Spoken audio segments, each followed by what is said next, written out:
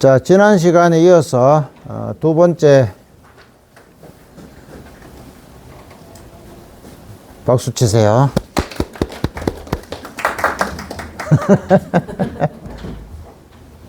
지난 시간에 이어서 두 번째 시간인데 오늘 날씨가 갑자기 매우 추워서 몇 분이 좀 아직 안 오신 것 같기도 하지만 시간이 경과했기 때문에 시작할게요. 그리고 너무 추워서 제가 옷을 너무 많이 입어서 몸이 약간 불편해서 약간 조금 기분이 찝찝한데 어쨌든 계속하겠습니다. 지난 시간에는 이제 한강 작가가 노벨 문학상을 받았는데 그 받은 것이 국내적으로 어떤 의의가 있으며 또 세계적으로 어떤 의미가 있느냐 이걸 좀 살펴본 다음에 소설 중에서 대표작 중에 하나인 소년이 온다를 중심으로 강연의 소주제는 글은 왜 쓰는가 였습니다.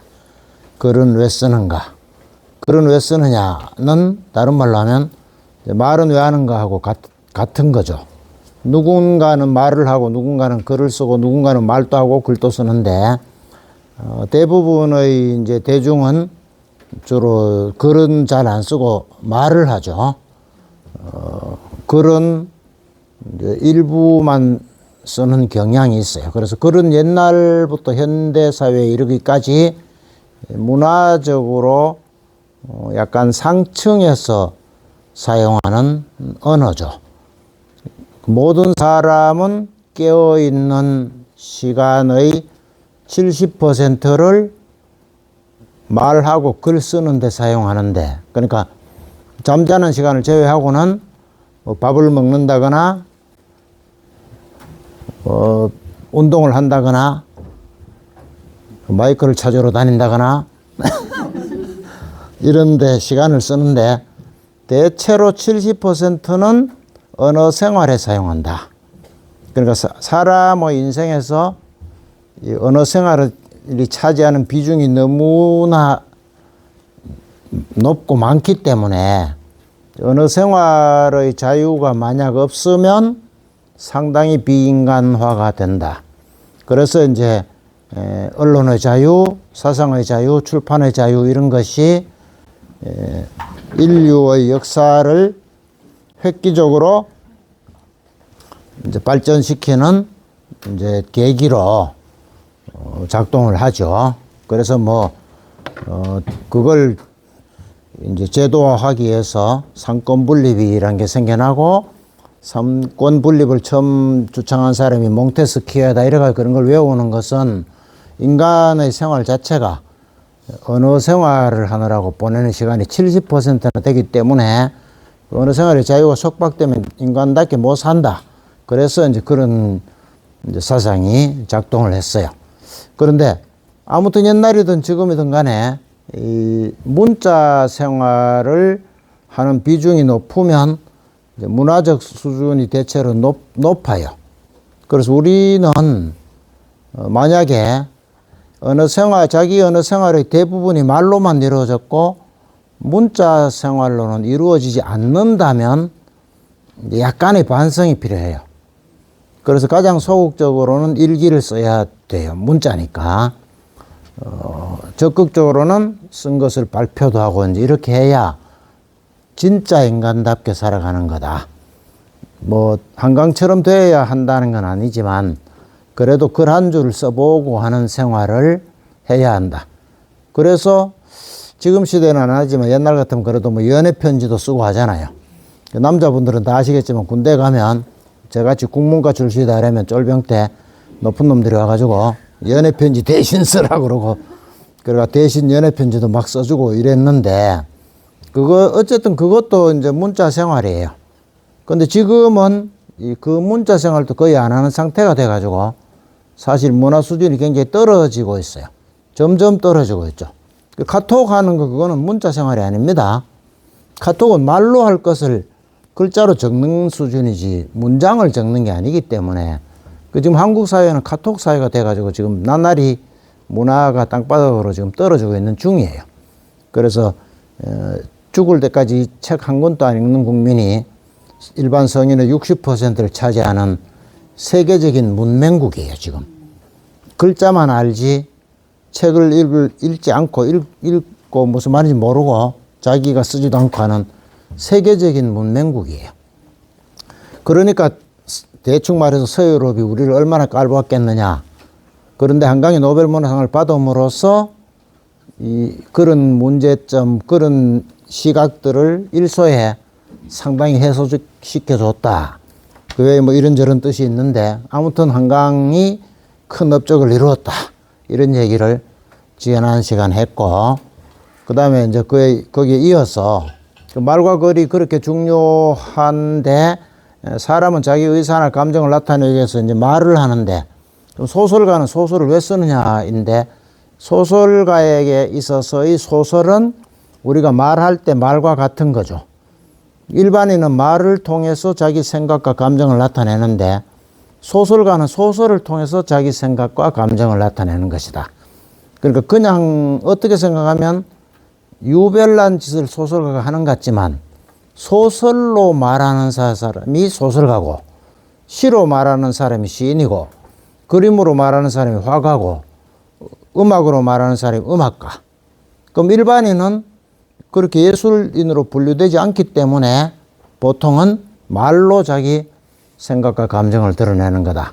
그럼 우리가 한강의 소설을 읽으면서 기본적으로 어떻게 생각해야 되느냐 하면 이거는 한강이 자기가 뭐 말하고 있다는 거예요. 한강이 자기가 뭐 말하고 싶어서 이걸 써놓은 거다 라고 기본적으로 해석해야 돼요. 한강의 말이에요. 한강이 자기 하고 싶은 말을 적어 놓은 거예요. 우리가 보통 말하면 자기 하고 싶은 말 하잖아요. 아무도 시비 안 해요. 자기가 자기 하고 싶은 대로 말하고 그게 혹시 뭐 명예훼손에 걸리거나 하면 책임지고 이런 것인데 일상생활의 말이. 그럼 한강을 그걸 소설로 말했을 뿐이에요. 그러니까 그건 한강의 말인데 우리가 문학적인 훈련이 안 된 사람들이 그걸 한강의 말, 소설의 형식을 빌은 한강의 말로 보는 게 아니라 정치 문건으로 본다거나 뭐로 본다거나 이래서 이상한 해석을 해서 엉뚱한 소리들을 지금 여기저기서 하고 있다. 그런 얘기를 지난 시간에 좀 했죠. 그러니까 한강은 소설을 통해서 자기가 하고 싶은 말이 있어서 썼다. 한강이 소설을 쓴 것은 뭔가 말하고 싶어서 썼다. 소설은 왜 쓰느냐? 소설가가 할 말이 있어서 쓴 거다. 확실히 자면 이 얘기인데 강의를 너무나 그래 말할 수는 없기 때문에 조금 이제 고급 언어를 썼고 이래서 그를 뜻하게 포장을 하는 거죠. 그럼 오늘은 뭐냐? 오늘은 우리가 말을 할 때도 내 말을 하는 이유는 뭐냐? 우리가 말을 하는 이유는 흔히 뭐라고 생각합니까? 고등학교 다닐 때 국어 시간에 다 배웠어요. 배웠는데 이제 고등학교 졸업한 다음 날부터 다 잊어버렸죠. 말은 왜 하느냐 하면 말하는 사람이 자기 목적을 달성하기 위해서 하는 거예요. 말하는 사람이 듣는 사람이 내 말을 듣고 내가 원하는 대로 해주기를 바라서 하는 거예요. 그게 아닌 척 하는 사람들이 들어있어요. 나는 이 대의를 위해서, 나는 국가와 민족을 위해서 말한다. 이렇게 말하는 사람도 있어요.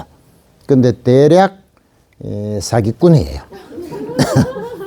자기 목적을 달성하기 위해서 말을 하는 거예요. 내가 국가와 민족을 위해서 이런 말을 하고 있습니다 라고 말할 때에도 국가와 민족에서 말하는 게 아니고 내가 국가와 민족을 위해서 말한다라는 말을 함으로써 내가 무엇인가를 얻으려고 하는 거예요. 그것이 명예일 수도 있고 나를 알아달라는 것일 수도 있고 뭐 여러 가지 이유가 있는데 그걸 통해서 권력을 잡겠다 이런 것도 있지만 아무튼 줄이면 자기 목적을 달성하기 위해서 하는 거예요. 말은. 그러면 그 목적을 달성하려면 말을 잘해야 돼요. 어느 말을 먼저 하고 어느 말을 뒤에 하면 어느 말을 목소리를 높여 말하고 어느 말은 소근소근거리고 어느 말은 몇 차례에 걸쳐서 형태를 바꿔서 반복하고 이걸 기술적으로 하면 내 말에 상대가 설득이 되어서 내가 하자는 대로 하는 거고 그걸 기술적으로 못하면 상대가 내 말과 다르게 해석을 하거나 혹은 심지어 자기를 뭐 욕한다고 생각한다거나 혹은 엉뚱하게 해석해가지고 나한테 해를 끼친다거나 이런 일이 발생하죠. 그러니까 일상생활에서도 자기 목적을 달성하기 위해서는 말의 기술을 이제 작동해야 되죠. 그러면 소설가도 역시 마찬가지로 자기 주제를 자기가 말하고자 하는 것을 잘 전달하기 위해서 자기가 쓸 수 있는 모든 기술을 사용하게 된다. 그러면 이번에는 한강이 쓴 작별하지 않는다를 중심으로 이제 소설가가 동원하고 있는 그 기술을 살펴보는 겁니다. 그럼 기술을 알면 이해가 쉽게 되죠. 바둑으로 예를 들면 저하고 누가 바둑을 둡니다. 상대방이 두는 바둑의 기술보다 내 기술이 높으면 내가 고수니까 저 사람이 돌을 놓으면 저 왜 놨는가 알잖아요. 근데 내가 하수면 저 사람이 뭘 어디 왜 놓는지 모르기 때문에 좀 있으면 내 말이 다 죽죠. 그럼 소설을 읽었는데 이 소설에서 소설가가 작동하고 있는 기술을 내가 파악할 수 있으면 충분히 이게 뭔 얘기를 하고 있으며 왜 이렇게 얘기하는가를 알 수 있고, 기술이 너무 낮으면 이게 왜 이렇게 썼는지 알 수가 없기 때문에 뭔 말을 하는지 알 수가 없게 되죠. 그런데 한강은 특히 지난 시간에 말씀드렸지만 우리가 옛날부터 읽어오던 전통적인 소설 기법을 사용하지 않기 때문에 웬만한 사람은 봐도 뭔 말인지 잘 알기 어렵게 돼 있어요. 여러분 중에 이거 읽고 이게 뭔 말인지 잘 파악이 안 된다 해서 내가 독해력이 낮거나 이런 게 아니고 말하자면 시대에 뒤떨어진 거죠. 그러니까 새로운 소설의 시대에 내가 뒤떨어진 거예요. 그 나이와 관계없이. 그리고 한강은 나이는 50몇 살인데 말하자면 세계적으로 최신식의 기법을 동원해 소설을 썼고, 우리는 옛날에 고등학교 때 배워서 발단전개 위기절정 결말 주요 인물과 반동 인물이 있으며 뭐 이런 기법을 가지고 이걸 해석하려고 하니까 잘 안 되죠. 그럼 예를 들면 제가 뭐 휴대폰을 들고 막 복잡하게 어떻게 해야 그걸 뭐 이렇게 할 수 있는데 할 줄 모르면 아무리 최신 휴대폰을 갖다 주면 뭐합니까? 그런 거죠. 그러니까 최신 기법을 동원해 있기 때문에 옛날 우리가 배운 소설을 해독하는 기술만 가지고 읽어내기는 어렵다. 그래서 내가 이 독해력이 없구나라거나 이래 보실 일은 아니고 아무튼 소설 읽는 훈련이 옛날에 멈췄다. 고등학교 때로 멈췄다. 지금 우리는 흔히 황순원의 소나기라거나 뭐 김동현의 감자라거나 현진건의 운수 좋은 날이라거나 이런 소설 읽는 훈련만 돼 있단 말이에요. 줄거리를 중심으로 해서 쭉 진행이 되고 주인공 아닌 사람이 약간 왔다 갔다 해가지고 좀 이따 주인공 아닌 사람은 잊어버려도 되는 형태. 주로 주인공만 살피고 있으면 끝까지 어떻게 가가지고 줄거리 쭉 정리되고 줄거리만 알면 소설을 다 읽었는 것 같은 느낌이 드는 이런 수준의 독법에 익숙하기 때문에 그렇지 않은 소설이 어렵게 보인다. 그래서 이게 이제 해설이 좀 필요하게 된 거예요. 그래서 이런 어려운 글을 쓰면 또 해설가가 또 그거 해설한다고 또 그리고 논문 쓰고 이래가 또 먹고 사는 사람 생기고 이제 이런 일이 생기죠. 제가 이 강의가 먹고 사는 게 생기는 게 아닙니다. 이 강사료가 뭐라 하나 최저임금보다 낮기 때문에 이건 먹고 사는 거하고 아무 관계없어요. 오해하시면 안 돼요. 또 심지어 이 강의 마치고 나면 강사료 받았으니까 술 사라 이런 사람 있는데 그런 사람은 말로 표현할 수 없지만 제가 나중에 소설서가 보복을 할 거예요. 그런 인간 또 있다. 그런 인간의 트라우마에 맞서라. 자, 그러면 요걸 누르면 될 것 같은데, 예. 출판사에서 정한 책 소개에 보면 우리가 가장 이 소설에서 핵심적으로 봐야 되는 게 저 말이에요. 그러니까 아까 노벨상을 준 쪽에서 뭐라고 그랬나 하면은, 거꾸로 가라. 안 가네. 가지고 거꾸로 가지. 이긴가? 넘어갔네. 넘어갔죠? 예. 강렬한 시적 산문이라고 하는 평이 있어요. 역사의 상처에 맞서고, 역사가 사람한테 준 상처, 이 말이죠. 역사 자체의 상처를 말하는 게 아니라 역사가 사람한테 준 상처에 맞서고, 그러면서도 이 힘들게 살아가는 사람의 그 모습, 그걸 잘 보여주고 있으면서 강렬한 시적 산문을 썼다. 이건 이제 형태죠.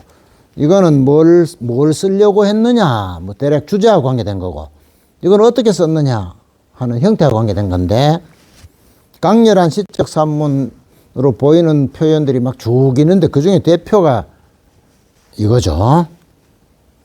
소설 안에 이게 두 번인가 나와요. 무엇을 생각하면 견딜 수 있나.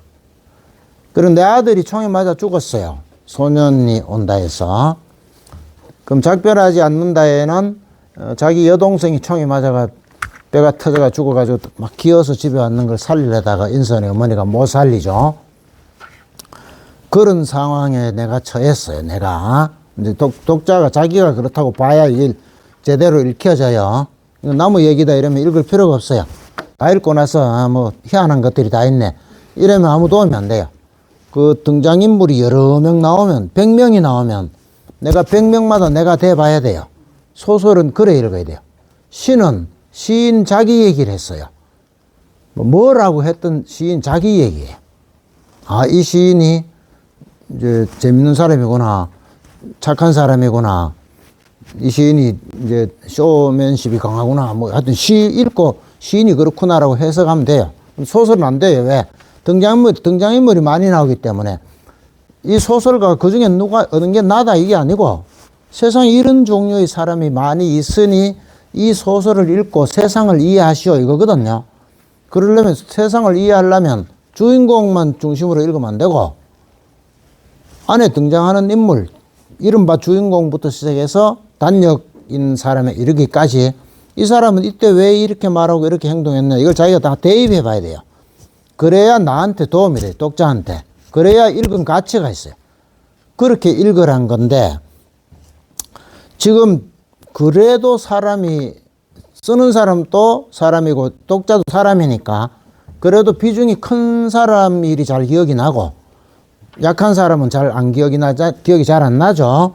그러면 지금 현재 이게 지금 작별하지 않는다를 가지고 이야기하고 있기 때문에 작별하지 않는다를 예를 들자면 이제 가장 두드러지는 거는 인선의 어머니가 국민학교 6학년쯤일 때 자기 막내인 1학년이 총에 맞아가지고 거의 죽었는데 밭에서 시체를 찾으러 가니까 밭에 없어가지고 혹시 집에 갔나 싶어서 집으로 가보니까 집에 마당에 엎어져 있는데 총에 맞아가 피를 흘려가 옷이 벌겋게 됐기 때문에 붉은 헝겊이 떨어져 있는 것 같더라.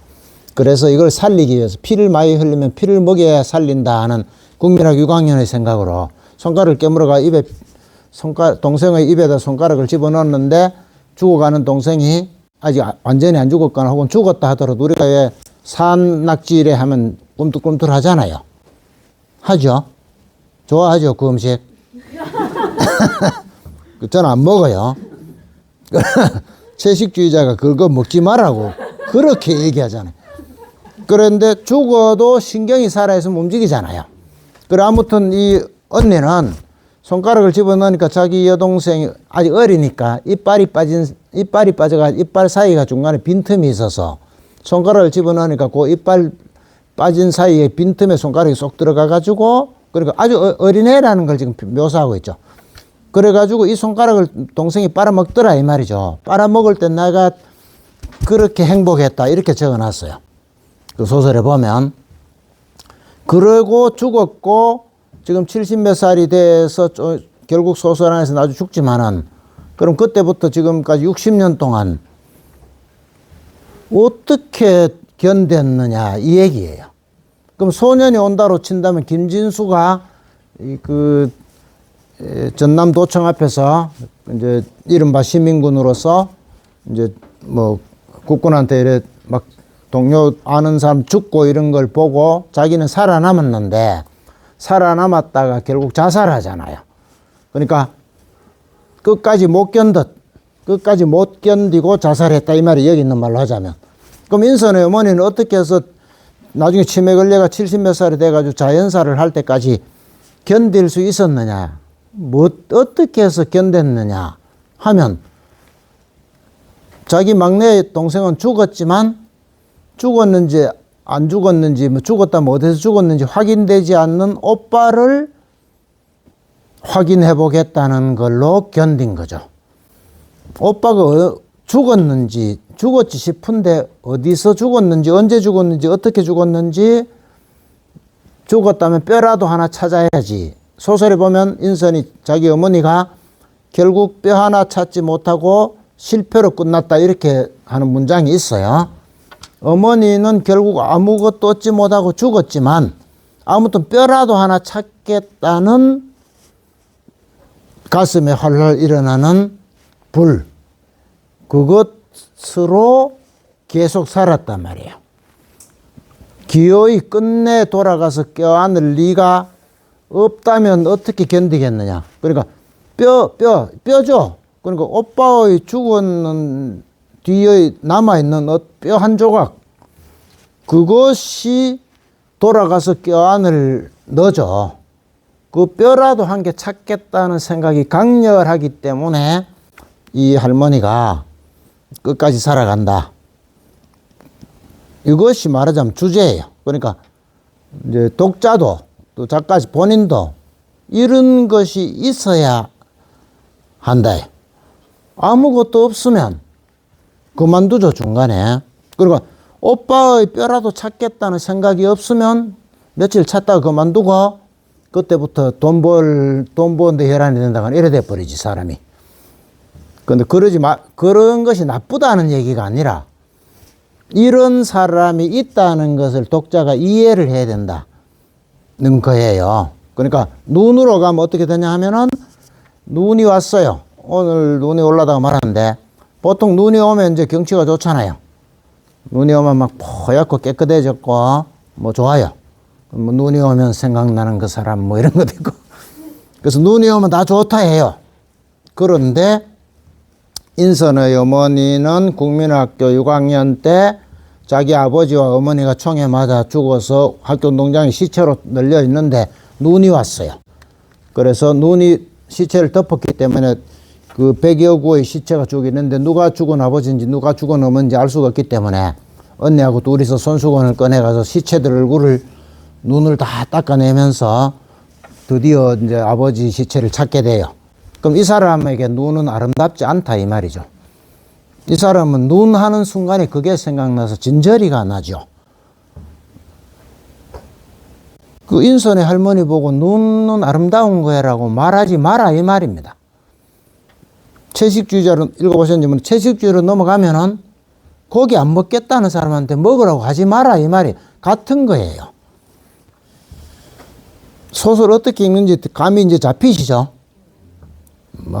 동이 뭐 한다는 듯이 있는데 누가 이야기하면 그런 줄 알아라 이 말이에요. 지금 소설이 누가 말하면 뭐 오죽하면 저래 말하겠나 라고 이해해라 이 말이에요. 나는 아니더라도 나는 눈이 좋더라도 근데 그걸 이해하도록 하기 위해서 소설에 있는 작별한다 안에 있는 소설가인 경하 인선의 친구가 인선의 집을 찾아갈 때 눈이 그렇게 오는 겁니다.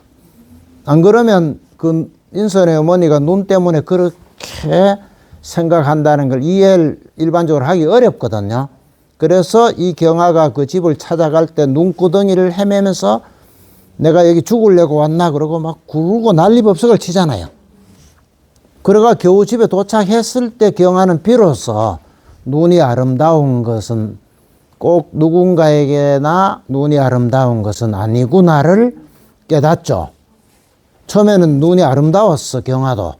근데 그 눈 구덩이에서 막 죽을 살판을 지났기 때문에 눈이 아름다운 게 아니란 걸 깨달았고, 그래서 인선의 어머니가 자기 부모와 여동생이 죽고 했을 때 그 눈이 덮여 있고 눈 치우고 그 눈이 녹아가지고 피에 떨어진 눈이 녹아서 붉은색 살얼음이 되는 걸 걷어낸 인선의 어머니는 눈이 아름답지 않겠구나. 말하자면 인선의 어머니를 이해하는 거죠. 표현은 그 눈에 대한 감각만 이해한 것 같지만 인선의 어머니를 이제 이해를 하는 거죠. 그래서 그걸 이렇게 써놓았으니 시처럼 보이잖아요. 그러니까 시적 표현이죠. 시는 아닌데 소설에 있는 문장인데 뭐 시처럼 써놨단 말이에요. 이런 것이 막 문장에도 곳곳이 나오니까 시적 문장을 썼다. 그래서 여기서 지금 여러분들 듣기 좀 민망하게 말하면 우리가 고등학교 다닐나 중학교 다닐 때 이제 문체를 배우잖아요. 문체. 우리나라에서 제일 많이 가르치는 문체는 만년체는 염상섭이다. 이런 거를 가르치죠. 기억나시는 분도 있을 거예요. 만년체, 염상섭, 예? 우유체, 뭐 이효석, 뭐 이런 식. 인데 주제 소설의 3요소는 주제 또 뭡니까? 갑자기 점잖아지셨는데 원래 안 점잖던 사람이 점잖은 척하면 얼굴에 표가 나요. 자기도 모르게 표가 나요. 그게 소설의 3요소, 소설 구성의 3요소라는 거 배웠죠. 이건 물론 서양 이론이에요. 서양에서 그렇게 정립한 이론이기 때문에 꼭 그렇게 해야 되는 건 아니에요. 그거 무시하고 소설 써도 돼. 근데 우리나라는 그걸 시험을 내잖아요. 그래서 우리가 뭐라고 하냐면 입시 교육, 암기 교육이라고 하는 거예요. 발단, 전개, 위기, 절정, 결말에 맞추지 않아도 얼마든지 좋은 소설이 있어요. 예를 들면 뭐 잃어버린 시간을 찾아서 이런 거. 발단, 전개 이런 거 아무 관계 없어요. 근데 소설의 3요소, 소설 구성의 3요소 뭐냐 이런 걸 시험을 내니까 전부 다 그렇게 맞춰서야 소설이 되는 걸로 생각하고 그렇지 않은 소설도 그런 줄 생각하고 이렇게 만드니까 이제 입시 교육, 암기 교육 하는 거죠. 보통 하여튼 간에 서양 이론인데 서양 걸 베껴가고 우리가 막 하다 보니 그래 됐어요. 그래도 소설 구성의 3요소는 고등학교 때 배우기를 뭐로 배웁니까? 생각한다고 알게 되는 게 아니에요. 이건 암기한 거기 때문에. 그러니까 생각해가 아는 거는 이제 창의력, 뭐 사고력 이걸로 해결이 되니까 훌륭한 학습법이고 암기해가 아는 거기 때문에 생각 안 나면 안 나는 거예요. 그걸 생각하면 생각해낼 것처럼 막 머리 좌우로 굴려봐야 목뼈만 상하지. 인물, 사건, 배경 이렇죠. 그새 검색을 해가지고 휴대폰 없으면 어떻게 참. 근데 소설의 3요소는 뭐라고 합니까? 가장 중요한 거는 아까 처음에 이야기할 때 했는데 말은 왜 하느냐? 글은 왜 쓰느냐 이거죠. 주제죠. 하고 싶은 말이 있어서 소설을 썼어요. 하고 싶은 말이 있어서 논설문을 썼고 하고 싶은 말이 있어서 누군가에게 말을 해요. 그러니까 가장 중요한 건 주제예요. 근데 주제를 잘 드러내야 내 목적이 달성되기 때문에 방법을 연구를 하게 되죠. 그 어느 말을 먼저 하고 어느 말을 뒤에 하느냐 뭐 이런 걸 생각하게 돼요. 그것이 뭐냐? 구성이죠. 구성. 주제를 잘 드러내기 위해서 앞뒤 뭐 길고 짧은 것 뭐 이런 걸 계산하는 게 구성이죠. 근데 구성만 잘했다고 되는 건 아니에요. 말도 맞는 말이고 말 순서도 정확하게 맞췄는데 예를 들어서 어떤 회사원이 사장한테 가서 이 회사를 잘 발전시키려면 제가 제안한 이 기획안대로 검토해 가지고 괜찮으시면 이걸 실제로 적용하면 회사 발전에 도움이 될 것입니다. 이 말을 하려고 그래요, 지금. 그래서 그 말의 주제와 그 말의 구성을 짰어요. 가서 말을 이제 합니다. 그러니까 주제, 구성, 문체. 3요소 문체 하잖아요. 가서 사장한테 말을 해요. 야, 인간아, 내가 하란 대로 해라.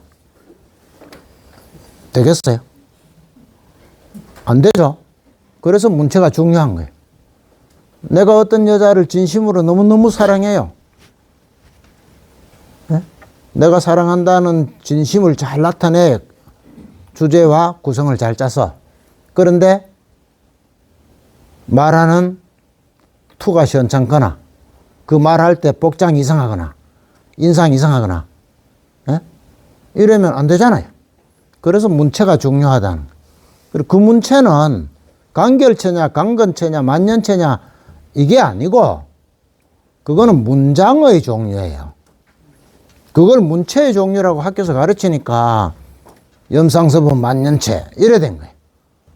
문체는 요새 저는 이제 외국어를 발음하지 않기 때문에 제가 말하기는 좀 민망한데 예를 들어 저 사람은 내 뭐야 하죠. STYLE. 예. 그러니까 저 영화는 내가 좋아하는 식의 영화야. 저 사람 같은 외모와 말투, 움직이는 동작, 이거는 내가 좋아하는 형태야. 이러잖아요. 그것이 문체예요. 문체. 그러니까 문은 글을 문자고 체는 채색 형태 문이잖아요. 그러니까 문장의 문이 그게 문체예요.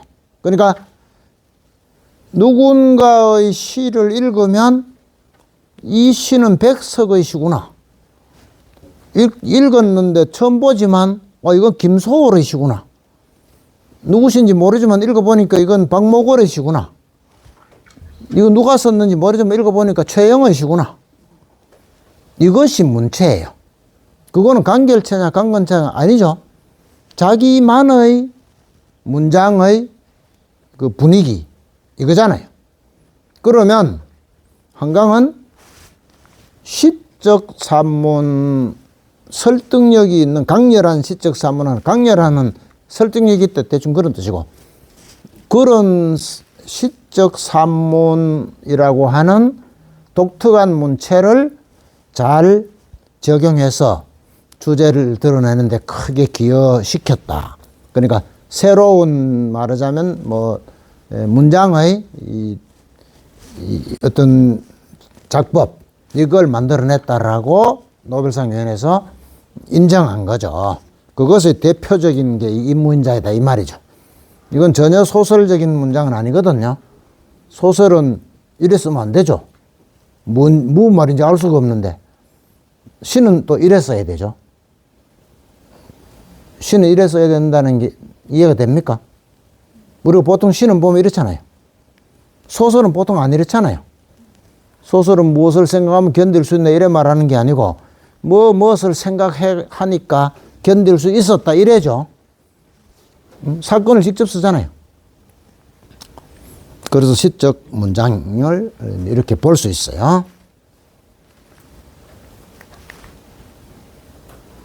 이제 줄거리가 쭉 나와요. 일단은 물어봐야 되겠습니다. 읽고 왔습니까? 이제 작별하지 않는다를 읽었는지 안 읽었는지 따라 이야기가 전혀 달라요. 이제 읽고 왔는데 잘 이해가 되지 않는다고 보고 지금 강의를 하는 중이거든요. 근데 안 읽어 오신 분은 제 얘기를 들으면 자칫하면 더 모르겠다가 되는 소리 있어요. 이야기를 들어보니 안 읽고 싶어진다. 이래 되면 제가 강의하는 말하면 주제가 없어지죠. 이 주제는 뭐냐? 읽고 잘 모르는 사람한테 그 읽고 잘 몰랐던 것이 왜 그런가를 해설을 해서 알도록 하려는 것이 강의의 주제. 그럼 내가 말하는 주제인데 안 읽고 왔으면 이미 전제가 틀렸고 그 다음에 들으면서 저렇단 말이냐. 그럼 내가 애써 안 읽을 필요가 없지 이래 돼버리면 이제 읽을 사람 못 읽게 만드는 꼴이 되니까 이상하죠. 아무튼 지금 약간 줄거리가 나오는데 읽고 오신 분 다 읽고 오셨는데 기억이 잘 안 난다고 보고 선의로 생각해야 견딜 수 있거든요. 아까 어떻게 해야 견딜 수 있나 아까 나왔죠. 그래서 이제 처음에 소설이 시작할 때 이리 시작돼요. 이제 꿈을 꿔요. 경아가 꿈을 꿔요. 꿈속에 묘지가 나타났어요. 바닷가예요. 무덤들이 바다에 쓸려가기 전에 저것들을 치워야 된다. 죽은 뼈를 다 치워야 된다. 이런 꿈을 꿨고요. 왜 이런 꿈을 꿨느냐? 소설입니다. 그러니까 뒤에 무슨 얘기하고 연결을 시키려고 이러는 거예요. 그냥 쓰는 게 아니고 실제의 인생은 우연히 어떤 일이 벌어졌고 뒤에 다른 일이 벌어졌는데 아무 관계 없기도 하고 또 우연히 관계가 발생하기도 하는데 소설은 무조건 무슨 이유가 있어서 연결이 돼야 돼요. 어쩌다 그래 됐다 이런 소설을 쓰면 안 돼. 현대 소설은. 옛날 소설은 그래 쓰면 되는데 요새는 뭐 지나가다 우연히 누굴 만났다 이런 건 쓰면 안 돼요. 절대 우연히 만나면 안 돼요. 어떤 남자가 어떤 여자를 길에서 만나게 하려면 그 전에 미리 만날 뭘 만들어 놔야 돼요. 아주 쉬운 예를 들면 A라는 남자는 은행잎이 노랗게 떨어지는 걸 좋아해요. B라는 여자도 좋아해요. 근데 어떤 호숫가에 은행나무가 많이 있는데 은행나무가 떨어져요. 그래서 이 남자도 오고 이 남자도 왔어요. 그러면 앞에 노란 은행잎이 떨어지는 걸 좋아한다 해놨기 때문에 만날 수 있어요. 그렇게라도 어떻게든 연결을 시켜놔야 돼요. 그냥 우연히 만나가 인생 조졌다 이러면 안 돼요. 필연적 이유로 필연적으로 망해야 돼요. 내가 은행잎을 좋아하니까 은행잎을 좋아하는 남자가 괜찮은 남자라고 어떤 여자가 생각하고 있고, 자기가 은행잎을 좋아하니까 은행잎을 좋아하는 여자가 괜찮은 여자라고 생각하는 또 남자가 있어요. 이제 망할 조건을 갖췄잖아요. 그렇죠? 그래가지고 호숫가에서 만났어요. 처음에는 괜찮아 보였죠? 알고 보니까 형편없죠? 그래서 망했어. 그러면 이게 소설이야 말이야. 이거 쓰면 소설이 돼요. 이건 주제가 뭡니까? 사람을 평가를 그래 하지 말라는 거죠. 사람을 평가할 때 단순한 어떤 기호 이런 거 가지고 평가하지 말라는 거잖아요. 그 주제가 이제 그래 소설은 그래 되는 거죠. 그래서 바닷가에 사람들이 죽어가지고 이 죽었는 뼈가 바다에 휩쓸려가지고 없어지는 제주 4.3의 뒤에 장면이 꿈에 나타나 있는 거예요. 미리 예고한 거죠. 좀 있으면 그 얘기가 나온다고. 꼭 이 꿈을 꿔야 되느냐 하는 거는 인간의 현실이니까 안 꿀 수 있는데, 이 경화는 꿔야 된다 이 말입니다. 소설 속의 인물이기 때문에 이걸 꿔야 돼요. 안 꾸고 갑자기 4.3에 관심이 생겼다 이러면 안 돼요. 이 꿈에 나타났어요. 그래서 이게 무슨 꿈인가라고 생각하고 그러다가 이것이 광주 사건인가 생각하다가 소설에는 안 나오지만 광주는 바닷가가 아니니까 조금 있다가 제주도 이야기를 듣고 아 이게 그 꿈이구나가 돼가지고 친구인 경아한테 바닷가에다가 검은 나무 같은 거 쭉 갖다 놓고 이제 비디오 찍으면 어떻겠냐 제안하게 되는 걸로 연결을 시키는 거죠. 그래서 금방 그 설명을 했어요. 근데 바닷가에서 이제 나무 깎아가지고 묘비 같은 걸 만들고 하려면은 인선을 어떻게 해야 되느냐 하면은 나무를 다듬을 줄 아는 사람을 만들어야 되죠. 근데 쭉 깔아놓으면 나중에 동영상을 찍을 거 아닙니까? 그러니까 인선이 원래는 이른바 저예산 영화 감독으로 살다가 그 다음에 어떤 이유로 그만두고 이제 목공을 하게 되죠. 그러니까 나무 비석을 다듬을 수 있고 찍을 수가 있죠. 그러니까 직업을 그렇게 작가가 인선한테 직업을 그렇게 붙이는 거죠. 현실 같으면은 목공 돈 주고 부르고 비디오 찍을 사람 돈 주고 부르고 이럴 거지만 그러면은 소설이 안 되거든요. 그러면 그 불러왔는 목공하고 또 불러왔는 이 동영상 찍는 사람이 주인공이 됐고 이건 안고 다니게 되니까 이상한 소설이 되잖아요. 그러니까 이 인선이 그렇게 되도록 만들어야 돼요. 그럼 인선하고 경아는 어떻게 해서 친구가 됐느냐인데 이 경아는 잡지사 글 쓰는 사람인데 소설가죠. 잡지사에서 기자를 하고 있는데 여행기를 쓰러 갈 때는 사진 작가를 붙여가 갔는데 경아가 여자기 때문에 여자 사진 작가를 이제 구하면 됐기 때문에 그때 이제 경아를 누가 소개시켜줘가 그때부터 같이 2년 정도 다니면서 친해졌다. 이게 앞에 이제 이래 결구로 이제 서로 얽어 놓는 거죠. 근데 이제 병원에서 목공 일을 하니까 손가락을 잘릴 수 있잖아요. 목공을 시켜야 경아 손가락을 잘라야 된단 말이에요, 작가가. 소설가가 경아 손가락을 잘라야, 경아가 아니라 인선의 손가락을 잘라야 이 인선이 자기 어머니가 손가락을 해가지고 동생한테 물리고 하던 것하고 연결시킬 수 있거든요. 그 손가락을 잘리게 하려니까 부엌에서 뭐 고등어 머리 자르다 손가락 이래가지고는 폼이 안 나잖아요. 그리고 그래가지고 제주도 바닷가에 목비 세우고 안 되잖아요. 그렇죠? 그러니까 목공을 만든 이유는, 목공 작업을 하게 만든 이유는 나중에 묘비도 쌓아야 되지만 손가락 잘리도록 해야 되거든요.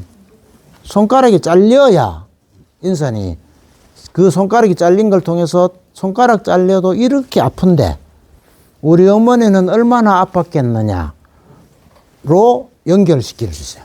손가락이 안 잘리면 이해를 못해요. 그러니까 소설 한참까지는 인선이 자기 어머니를 이해 못하죠. 왜 저러나, 왜 자는데 막 비명을 지르고 밑에 쇠톱인가 뭐 깔아놓고 악몽 안 꾼다고, 그거 깔아놓고 자면 악몽 안 꾼다는 이유로 그래가지고 자면서도 계속 악몽을 꾸고 이상한 신음소리를 이상하게 내고 왜 저러느냐 이죠. 모르니까, 어머니의 아픔을 모르기 때문에. 그래서 자기 손가락이 잘려고 아파 보니까 이제 알게 되죠. 그게 이 소설의 기본이에요. 기본 구도가 용어로 치면 추체험이에요. 추체험. 체험. 지금 이거부터 먼저 해야 되겠다. 지금 한 치 앞을 못 내다보고 막 적고 있는데 제일 끝에 이게 있어요.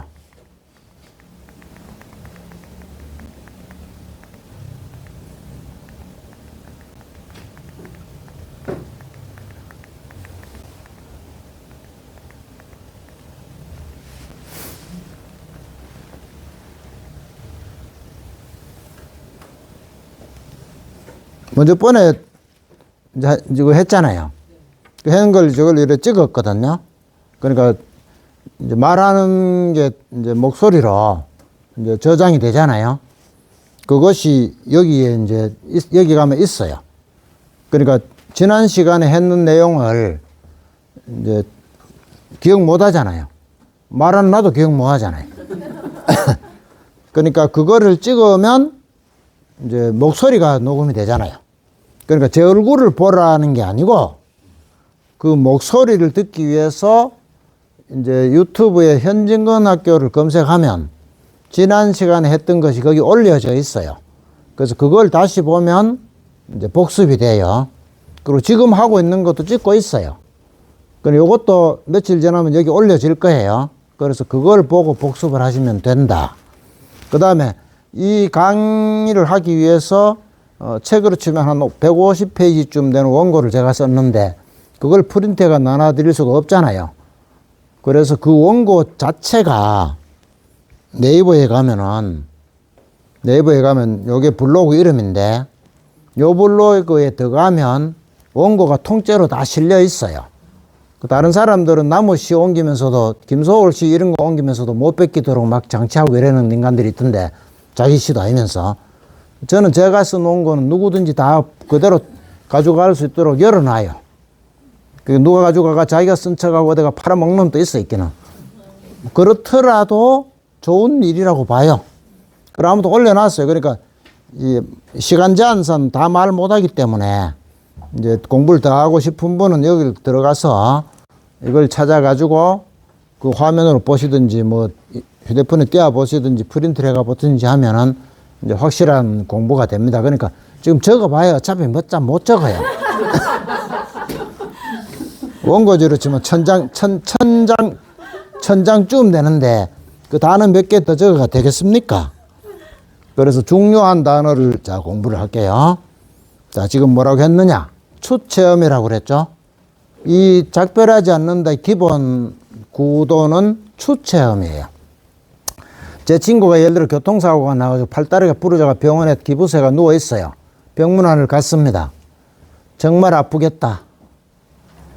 네가 이래 있는 거 보니까 내 마음이 아프다. 믿을 수 있나요?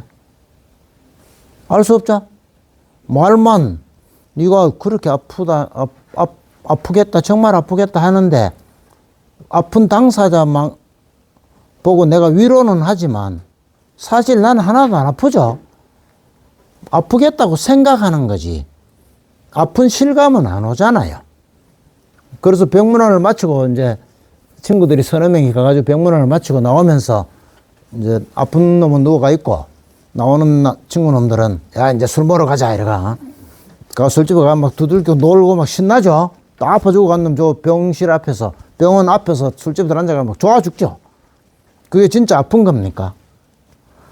그런데 만약에 병원에서 나오는데 누가 자전거로 막 힘차게 내리막으로 오던 자전거가 들어박아 가지고 내가 손가락이 부러졌다 만약에 그러면 이제 이 소설처럼 되는 거예요.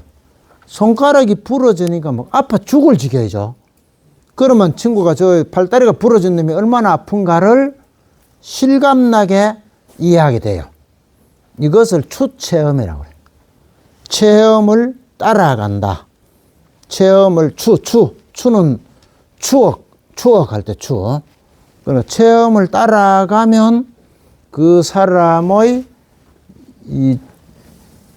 그 상처, 그 사람의 마음, 그 사람의 아픔 이런 것을 내가 실감나게 느끼게 된다. 이게 이 소설의 구조의 기본이에요. 그러니까 인선이 손가락이 잘리면서 어머니를 이해하게 되고 어떤 제주도의 할머니가 자기 아기가 조그만 할 때 막 와가 사람들이 총 막 죽이고 하는 걸 문으로 열어 보았어요. 그러면서 혹시 자기 아이가 죽을까 싶어서 이불을 덮어 쓰고 이래가지고 이제 밖에 봤던 기억이 있어요. 그런데 세월이 흐른 다음에 웬 낯선 남자가 와가지고 조그만 애 혹시 죽어가지고 바닷가에서 떠내려오는 거 못 봤느냐라고 물어요. 그래서 이 할머니가 증언을 해줘요. 아무도 증언 안 하지만 이 할머니는 증언을 한다. 죽은 남편이 알면은 나보고 뭐라 그럴 건데 죽었을 게 뭐 내가 지금 증언한지 지가 모를 거야 이러면서 증언을 해요. 근데 이 할머니 왜 증언하느냐? 자기 애가 죽을까봐 이불 덮어쓰고 했던 기억이 있어서 자기 딸인지 뭐 여동생인지 모르지만 고만한 애를 찾는 낯선 남자가 물으니까 자기 겪었던 일을 생각하면서 이 사람도 그렇겠구나라고 추체험을 하는 거예요. 인선의 어머니가 자기 여동생이 총에 맞아가 그렇게 비참하게 죽었는 상태가 됐잖아요. 그랬는데 세월이 흘러가지고 대구까지 끌려갔다가 살아왔던 어떤 남자가 제주도에 다시 원래 제주도 사람이죠. 그리고 자기 어릴 때 자기 오빠하고도 만난 적이 있는 남자가 나타났는데 같은 제주도 사람들이 같은 피해자이거나 피해자 아는 사람임에도 불구하고 그 남자를 보고 전과자다 이래가지고 친하게 안 놀라 그러고 이런 게 막 나와요. 거기에 그게 세상 인심이죠. 그럴 때에 이 인선의 어머니가 가서 말을 걸죠. 왜? 저 사람이 대구에서 죽을 뻔하다 살아났기 때문에 혹시 오빠하고 알지도 모른다는 생각으로 가서 오빠 소식을 물으러 가요. 그죠? 갔는데 이 사람이 자기 여동생이 아기 때 뒤에 가방에 자기 여동생을 업고 다니면서 동네 돌아다니면서 내 여동생 예쁘지 하고 했던 남자예요. 그걸 알고 그래가 그 죽은 여동생을 이 남자가 찾는다는 사실을 알고 자기도 여동생을 그래 잃었고 이 남자도 그래 잃었기 때문에 자기가 잃었던 걸 통해서 이 남자의 아픔을 이해를 해서 줄이면 결혼하게 되죠. 그러니까 추체험으로 연결이 되는 거죠. 전부 다 그런 구도로 돼 있어요. 그러니까 아까 말씀드린 것처럼 눈이 왔어요. 눈이 왔는데 시체를 걷어내려고 눈을 막 이렇게 하면서 그 눈이 어린 아이들한테 아버지 어머니 얼굴에 있는 피 묻은 눈을 걷어냈던 그 상처가 있는 사람들이 지금 자기 어머니인데 자기 어머니 인선의 어머니인데 이 딸도 아닌 경아가 그걸 이해하려고 하면 자기도 그게 관계가 돼야 되기 때문에 눈밭에서 막 헤매는 눈 보면 막 눈을 보는 순간에 막 내가 여기서 죽는구나 하는 걸 했기 때문에 인선의 어머니가 이해가 되는 거죠. 자기 아버지 어머니가 죽었는데 눈높이가 시체를 찾기 위해서 국민학교 6학년 때 손수건 가지고 죽은 시체 100명을 얼굴을 막 걷어냈던 것을 자기는 그렇게까지는 아니지만 눈밭에 막 굴렀던 기억으로 눈에 대한 그런 느낌을 가지고 있겠구나라고 이해하죠. 그러니까 이 기본이 추체험이에요. 추. 다른 사람의 어떤 경험을 나도 그와 유사하거나 작은 경험을 함으로써 이해할 수 있다. 그럼 소설을 왜 이래 써놨느냐? 이래야 독자가 읽을 때 독자도 설득이 되는 거예요. 그런 게 전혀 없는 사람이 갑자기 제주도 이야기를 듣고 이럴 수가 있네 해가지고 내가 대구로 가서 시체를 다 찾겠다 이래 나가면 독자가 읽을 때 별 희한한 인간이 다 했다 되거든요. 그런데 자기 오빠가 죽었고 뭐 여동생이 죽었고 어쩌고 막 이래 나오고 하니까 요 사람은 자기가 이제 인선이 자기 손가락이 잘린 거 가지고 어머니를 이해하는구나. 그럼 나도 만약에 손가락이 잘렸으면 인선의 어머니가 나의 어머니라면 이해할 수 있지 않겠나. 이렇게 독자가 느끼도록 하려고 전체를 추체험 구도로 짜고 있다. 그래서 이걸 관통해가 봐야 이게 기본 소설이 이해가 돼요. 눈은 왜 오나, 뭐 경화는 왜 가나, 앵무새 죽으면 죽었지 왜 가나. 에? 어머니는 뭐 때문에 뭐 자다 비명을 지르나, 또 질렀으면 질렀지 뭐 또 경화는 왜 그걸 이해하나, 왜 이해해요? 경화도 대충 말해서 소년이 온다는 소설을 쓰려고 광주 사건에 대한 자료를 막 조사를 하고 그걸 소설을 쓰는 와중에 세상에 이런 일이 다 있나 뭐 이런 걸 겪고 하다 보니까 그게 막 총사가 사람 죽이고 하는 게 악몽이 막 계속 떠올라 가지고 꿈에 막 악몽을 꾸다가 그러다 보니까 이제 채식주의자도 읽어보면 악몽을 꾸잖아요. 악몽을 꾸니까 음식을 못 먹게 되고 뭐 이렇잖아요. 그러니까 이 소설, 그러니까 작별하지 않는다 해도 소설 첫머리에 보면 경화가 그 광주 그게 막 꿈에 나타나가지고 막 악몽을 꿔가지고 막 잠을 못 자고 하니까 잠을 못 자니까 막 얼굴도 이상해지고 뭐 호흡이 막 거칠어지잖아요. 숨소리가 거칠어지니까 그 안에 여러분들이 꼼꼼하게 잘 보통 독자는 그렇게 꼼꼼하게 안 보지만은 그 소설에 보면은 소설가 경화의 딸이 어린 딸이 자기 어머니 보고 숨을 왜 그래 쉬나 하는 게 나와요. 기억나십니까? 숨을 왜 이상하게 쉬어 하고 딸이 자기 어머니를 공격해요. 그리고 이 어머니가 경하죠. 할 말이 없어가지고 하는 대목이 있어요. 그래서 자기가 그런 악몽을 통해서 이상한 숨소리를 냈던 경험이 경하가 있기 때문에 자기보다 훨씬 더 심한 경험을 한 인선의 어머니가 이상한 숨소리를 내는다는 걸 알았을 때 인선의 어머니를 이해를 하는 거죠. 저런 일을 겪었으니까 그래 되겠구나. 내가 전혀 못 겪는 상태에서도 그걸 이해를 하면 원고에 있는 말로 하자면 공자의 인이에요. 인. 공자의 인은 추체험과 관계없이 관념적으로 그런 마음이 있으면 이해한다잖아요. 그러니까 어진 마음이 있으면 측은지심이라고 하잖아요. 상대를 측은하게 생각하는 마음이 있으면 사람을 이해한다. 이게 공자거든요. 근데 그건 이제 관념적인 거지 추체험은 아닌데 이 소설에서는 자기가 그와 유사한 약간의 경험이 있으면 어떤 사람의 그 경우를 이해한다. 이게 모든 것에 다 그 가로로 그렇게 연결이 쭉 돼 있어요. 그래서 이 사람이 이래 하는구나. 이렇게 그런 행동을 하는구나. 그렇게 보면 돼요. 그리고 안 쉰다고 불만이 있는 분이 있어 보여서 저도 살아남아야 되니까 잠시 쉬고